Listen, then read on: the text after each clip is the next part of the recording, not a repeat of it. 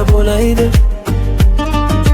Ko'z yoshlaring artib dardim o'laydi.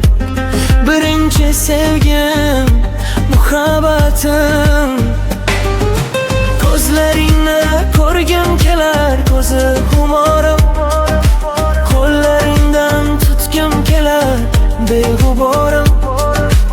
Astagina quchgim kelar, seni dildorim. Birinchi sevgim, muhabbatim. Qaylardasan bo'ldim ado, hayotimda yo'qdir ma'no. Izlayapman bergin sado. Birinchi sevgim, muhabbatim.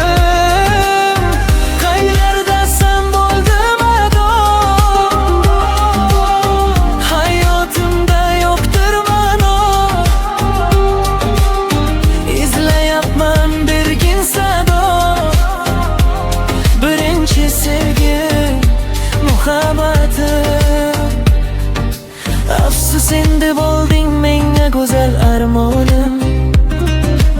O'zgasiga ketding o'ylamay sevgisi arzonim. Umringning bahoridan qolgan kuzgi xazonim. Birinchi sevgim, muhabbatim.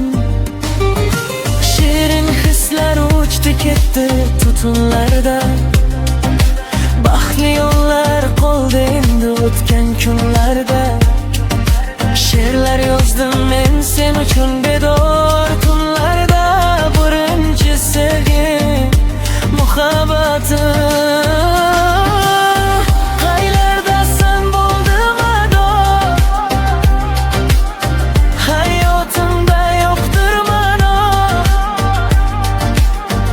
Izlayapman bergin sado. Birinchi sevgim, muhabbatim.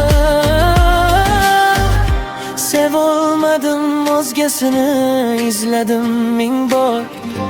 Topolmadim xuddi senday go'zal beg'ubor.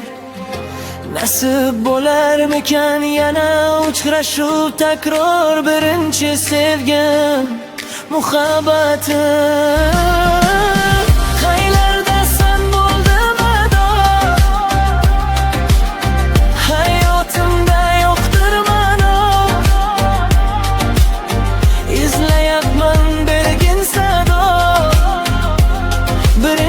Sevgim, muhabbatim.